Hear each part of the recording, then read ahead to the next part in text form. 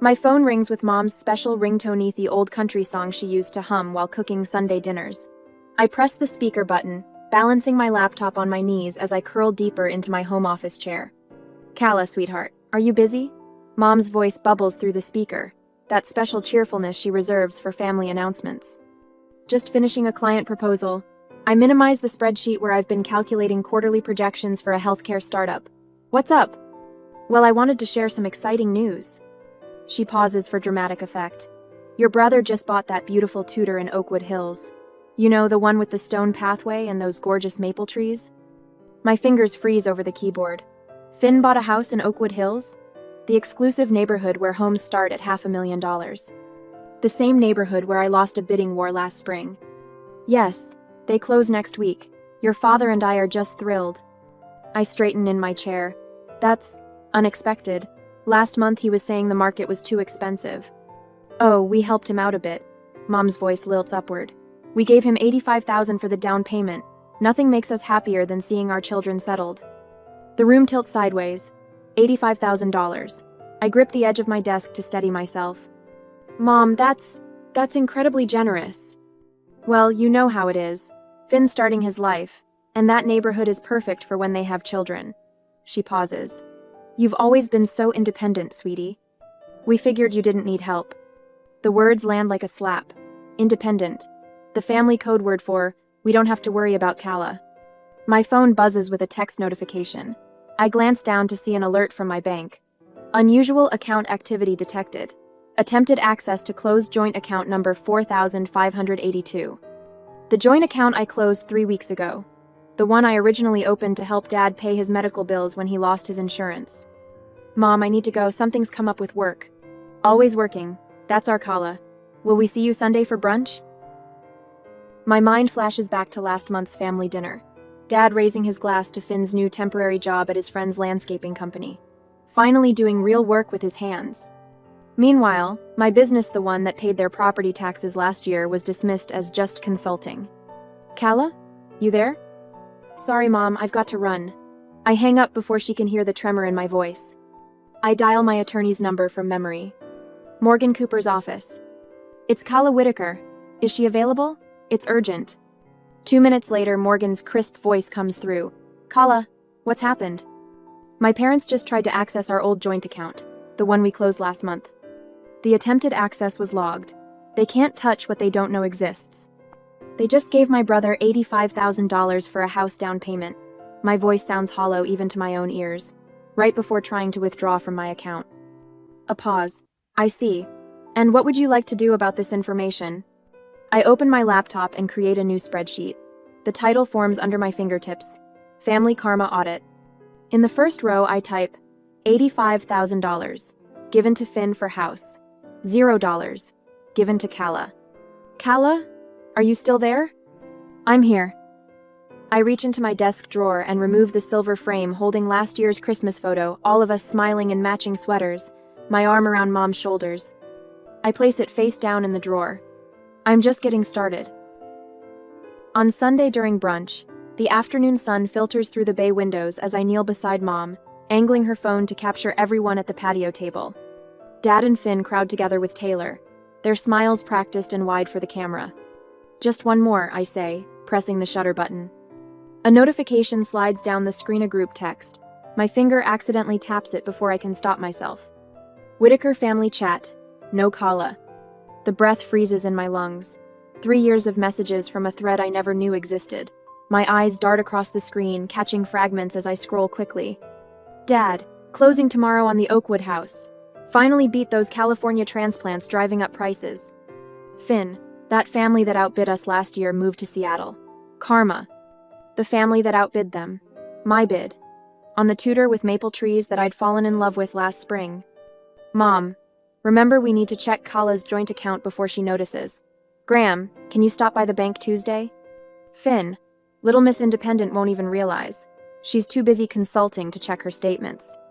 "Taylor, you guys are too much. Family takes care of family." My fingers turn to ice. I nearly drop the phone. "Calla, are you finished?" Mom's voice pulls me back. I hand her the phone, muscle memory taking over while my mind spins. Perfect shots, I managed to say, my voice surprisingly steady. I slip back to my place at the table, now hyper-aware of the physical distance. Everyone else sits clustered at one end, shoulders touching, voices overlapping while I occupy what suddenly feels like the children's table at Thanksgiving dinner. Finn leans forward, elbows on the tablecloth. So I was thinking about redoing the roof right away. The inspector said it's got 5 years left, but why wait? We're talking copper accents, architectural shingles. Sounds expensive, Taylor adds, her voice bright with anticipation. 18,000, right? I sip my water, calculations running through my head. That's a significant investment. How are you planning to cover that on your landscaping salary, Finn? The question comes out measured, curious rather than accusatory. The table falls silent. Mom's spine straightens as if pulled by a string. Why are you always so aggressive? She asks, her voice tight with warning. Dad places his fork down with deliberate care. That tone is unladylike, Calla. It's intimidating to men when women talk about money like that. Finn snorts, reaching for another biscuit. Feminist Calla at it again, counting every penny. Some of us prefer to live a little. We're helping with the landscaping, Mom interjects, folding her napkin into smaller and smaller squares. The yard has so much potential with those maple trees. The same maple trees I'd planned to build a reading bench under. Taylor nods enthusiastically. Family takes care of family. Your parents helped with my student loans too. She reaches across to squeeze Mom's hand. I don't know what we'd do without them. My phone vibrates in my pocket. A text from a number I haven't seen in years. Greer Hollis. We need to talk about Florida. Cousin Greer, the black sheep who vanished from family gatherings 5 years ago after a mysterious argument with Dad about Grandma's estate. Before I can respond, another message arrives, this one from Morgan. Discovered forged signatures on timeshare sale. Call me as soon as possible. The dining room door swings open, and Rebecca, my assistant, steps in with practiced confidence. She nods politely to my family before approaching with a manila folder. Sorry to interrupt Sunday brunch, but these required your immediate attention. Her eyes convey a different message. I've got your back. You brought work to family brunch? Mom's voice climbs half an octave. If you keep putting business before family, we'll have to reconsider your invitation to the holiday gathering. Dad's expression darkens. This attitude of yours is damaging our relationship, Calla. Your brother never brings work to family functions. Finn smirks over the rim of his mimosa. Maybe if you weren't so calculating all the time, you'd actually find a husband who could put up with you. I accept the folder from Rebecca with steady hands, feeling strangely detached from their barbs. For the first time, I see the pattern with perfect clarity, how they've used my independence against me, how they've reframed my success as a character flaw. Thank you, Rebecca. I stand, tucking the folder under my arm. I should review these. As I walk toward the guest bathroom, my phone buzzes again. Morgan's message is brief but electric. Documents received. This is worse than we thought. I lock the bathroom door and lean against the cool marble counter, confronting my reflection in the mirror. The woman staring back doesn't look betrayed or broken. She looks clear-eyed, resolute. The question forms in my mind with perfect clarity. Would I continue supporting people who see my independence as an invitation to take more? Or would I finally draw the line they've been crossing for years? The answer comes not in words, but in the straightening of my shoulders and the steel entering my spine. I open Rebecca's folder to find 15 years of family financial records, meticulously organized and highlighted. Attached to the first page is a sticky note in her precise handwriting. You didn't imagine it, it's all here. My phone vibrates at midnight, Finn's name flashing on the screen. I consider letting it go to voicemail, but answer on the third ring. Hey, what's going on? I keep my voice neutral, sliding out of bed and walking to the kitchen. Calla, thank God. Finn's voice carries that particular breathless quality he reserves for financial emergencies. The home inspection found black mold in the attic. I need $18,000 for remediation before we close next week. I fill a glass with water, taking a long sip before answering. That's a significant amount. What did the bank say? Come on, you know they won't extend the loan this late in the process. His voice shifts, softer now. It's just a short-term thing. 60 days, tops. The microwave clock glows 12:17 a.m. I place my glass on the counter with a deliberate click. Have you asked Mom and Dad? A pause. They suggested I call you, said you're flush with cash from that healthcare contract. Of course they did. I trace a finger along the granite countertop, feeling its cool solidity against my skin. I can't help you, Finn. What do you mean you can't? Or won't? His voice hardens. This is family, Calla.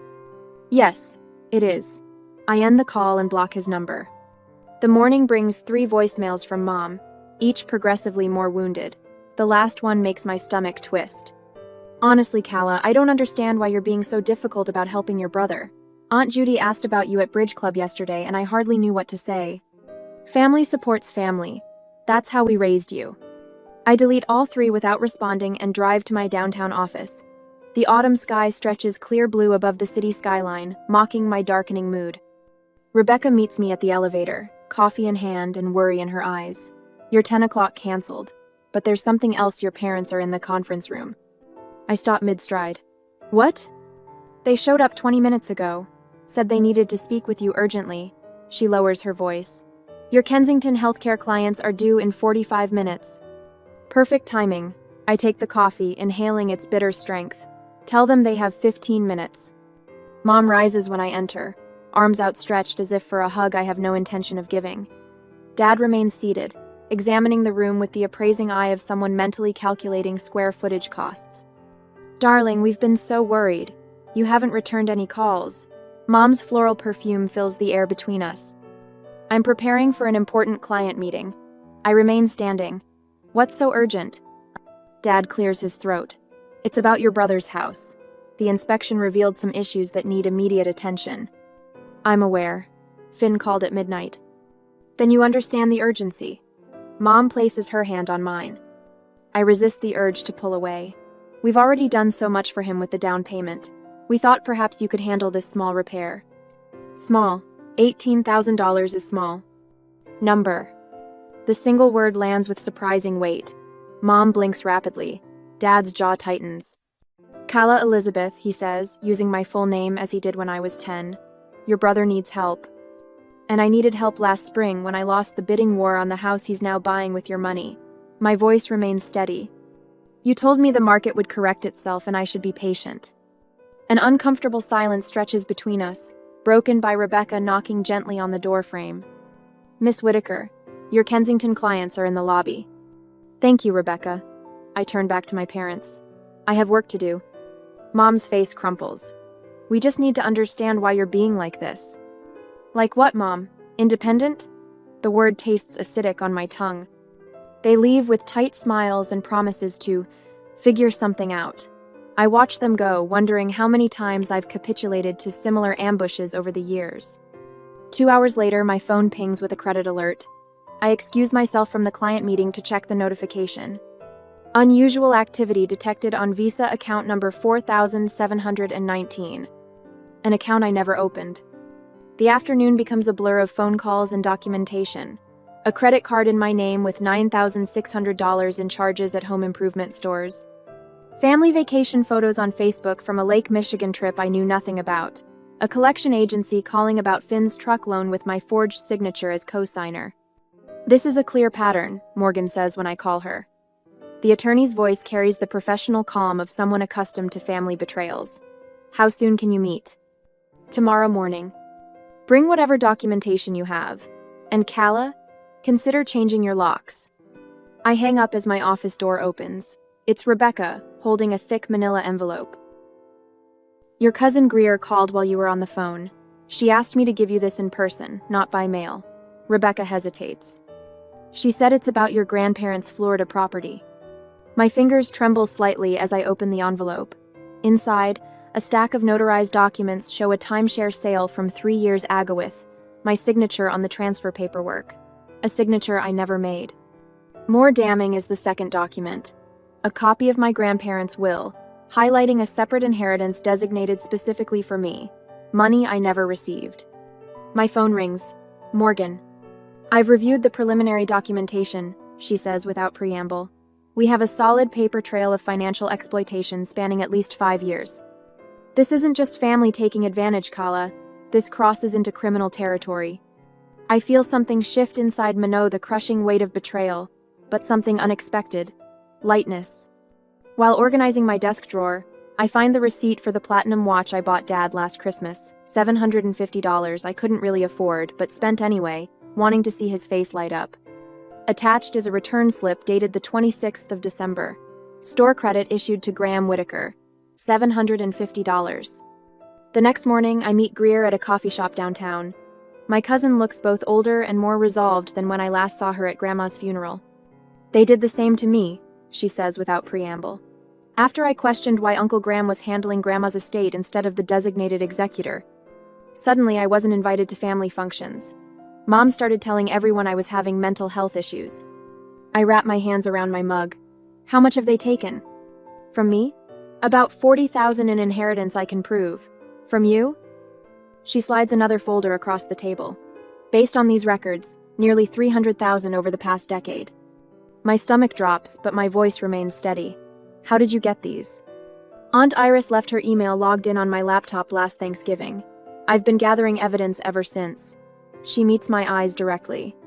"They've been selling off family properties for years, Calla. Properties with our names on the deeds." That afternoon, Morgan calls again. "I've spoken with my partners. We'd like to handle your case pro bono." Her voice carries unusual emotion. "This is elder abuse in reverse. You're not alone in this situation." Later that day, my mentor Diane suggests a comprehensive documentation strategy for the inevitable family confrontation. Create packets for each person, everything organized chronologically. No emotion, just facts. Rebecca stays late 3 nights running, helping organize years of financial records into color-coded evidence packets. "You know this means war," she says, sealing the last envelope. "Number," I shake my head. "This means justice." I send a certified letter requesting a family meeting at my home office on Saturday. They try to reschedule 3 times. I remain firm. Finn calls Thursday night, his voice slurred and angry. "You need to stop harassing the family, Calla. Mom's blood pressure is through the roof because of your bullshit." "I'll see you Saturday at 10, I reply and hang up. After he calls back 6 times, I block his number too. Friday evening, Rebecca helps me prepare the improvised V conference room at home. As she arranges water glasses and notepads with precision, I reveal the final piece. There's something else they don't know about. I unlock my desk drawer and remove a leather-bound binder labeled Family Karma Audit. Rebecca's eyes widen as I open it, revealing meticulous records dating back 15 years. Bank statements, text messages, emails, photos of checks, loan agreements, never honored. "You've been keeping track all along." "Yes." I run my finger down the final column of the spreadsheet. $297,842.16. "What are you going to do?" Rebecca asks. I close the binder with a quiet snap. I'm going to give them exactly 1 chance to make this right. The conference table in my home office gleams under recessed lighting. I've positioned everyone with precision: my parents on the far side, Finn beside them, Greer to my right, and attorney Morgan Cooper at the head of the table. Rebecca stands quietly by the credenza, managing the coffee service with the same efficiency she brings to our client presentations. "Thank you all for coming." I open the leather portfolio that contains the records of my family's financial exploitation. "I've asked you here to address some concerning patterns I've discovered." Mother fidgets with her pearl bracelet. "Really, Calla, this formal setting seems excessive for a family chat." "This isn't a chat." I slide the first document across the polished surface. This is a comprehensive accounting of financial support I've provided over the past decade. Father's face pales as the total at the bottom catches his eye. $297,842.63. Attorney Morgan distributes copies to everyone. Miss Whitaker has maintained meticulous records, as you can see. Finn scoffs, pushing the paper away. "This is ridiculous. You're keeping score? Family doesn't count pennies." Apparently, my pennies were the only ones being counted. I click the remote. The wall-mounted screen displays security footage from First National Bank. This was taken 3 months ago. "That's you, Finn, using my driver's license and social security card to access my accounts." The room falls silent. Taylor shifts uncomfortably in her chair. "After everything we've done for you," Mother whispers, her voice cracking with practiced emotion. "How can you attack your family this way?" Father adopts his puzzled expression, the same one he used when questioned about missing tools from my garage. "I don't recall any of these arrangements. My memory isn't what it used to be." Finn stands abruptly, his chair scraping against hardwood. "I'm not going to sit here while you attack Mom and Dad. I'll make sure everyone in the family knows how you're treating them." Please do. I press another button on the remote. Finn's voice fills the room. Kala's such a sucker. All you have to do is mention Dad's medical bills and she writes another check. The best part? She's so busy working, she never notices when a little extra disappears. His recorded laughter cuts through the room like broken glass. Finn lunges for the door. Morgan steps in front of it. I suggest you remain seated, Mr. Whitaker. We're just getting started. Greer clears her throat and opens her own folder. I have the documents regarding the Florida timeshare sale. She spreads papers across the table. These signatures were forged. The handwriting analysis confirms it. Mother's mascara begins to run. Father stares at the floor, knuckles white against his armrests. Identity theft carries serious penalties, Morgan explains, her voice steady and professional. Wire fraud, forgery, unauthorized account access, these are criminal offenses with potential jail time. Rebecca serves coffee with quiet efficiency, placing cups in front of each person. Nobody reaches for them. If you discovered your family had stolen your identity and taken nearly $300,000 from you over a decade, I ask, looking each of them in the eye, would you pursue criminal charges, or would you give them one last chance to make it right? The question hangs in the air. Mother's confident facade crumbles first. Her shoulders curl inward as she stares at the spreadsheet. We never meant. You meant exactly this, I interrupt. The text messages planning to access my account before she notices make your intentions clear. Finn jumps up again. This is insane, I'm leaving. Morgan doesn't move from her position by the door. There are 2 police officers in my car outside. One word from Miss Whitaker, and they'll come in with warrants. Father hasn't spoken since the evidence presentation began. He sits motionless, eyes fixed on the table. Mother's crying turns from delicate tears to ugly sobs. You can't do this to your family. You did this, I correct her. My voice remains steady despite the rage burning in my chest. Every time you called me independent while taking advantage of my generosity. Every time you celebrated Finn while dismissing my success. Every time you forged my signature or accessed my accounts without permission. Taylor stands suddenly.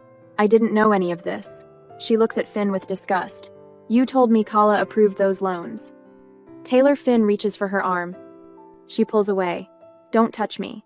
She grabs her purse and moves toward the door. Morgan steps aside to let her pass. The confident family unit that walked into my office an hour ago has disintegrated. Mother cries into a tissue. Father stares silently at the floor. Finn looks frantically between them, waiting for someone to fix this situation like they've fixed everything else in his life. I close my portfolio with a decisive snap. Now, let's discuss how you're going to make this right. Mother dabs at her eyes with a tissue. The perfect shade of coral lipstick remains untouched despite her theatrical display. We just wanted to help Finn start his life, she says, voice wavering with practiced vulnerability. You were already so established with your business. Father leans forward, elbows on the polished conference table in my home office. We always intended to leave you more in the will, to balance things out. His fingers tap a nervous rhythm against the mahogany surface. Finn, slouched in his chair, perks up. What we need is a family healing retreat. Not all this legal nonsense. He gestures dismissively at Attorney Morgan, who sits beside me with perfect posture, her silver pen poised over her legal pad. Mother nods enthusiastically. Your father and I were thinking we could sign over our timeshare in Scottsdale as fair compensation. The association fees are reasonable, and you'd have a vacation spot whenever you want. The same worthless timeshare they couldn't sell last year. The one with a lien against it for unpaid maintenance fees. I maintain eye contact with each of them as I open the leather portfolio Morgan prepared. From it, I withdraw 2 sealed envelopes. I've brought 2 options today. My voice sounds different, lower, steadier than it's ever been in their presence. The first envelope contains a legal agreement for full repayment with interest over 5 years. I place it in the center of the table. The second contains criminal complaints for fraud, forgery, and identity theft, ready to file with the district attorney. The silence feels like ice cracking beneath their feet. I've supported this family for 15 years. I spread the documents before them like playing cards. Today, that ends. Morgan slides forward a thick folder. These bank statements show systematic transfers from Kala's accounts to yours over the past decade. She opens to a highlighted page. Here we have a credit check revealing multiple accounts opened in Kala's name without her authorization. Finn's face drains of color as Morgan continues. This notarized affidavit from the bank manager details your unauthorized access attempts to MissBrivenix.com. Whitaker's account specifically on the day you gave your son $85,000. Father stares at the ceiling. Mother's hands tremble. And these, Morgan taps a bound stack of papers, are text messages between family members discussing plans to access Cala's funds.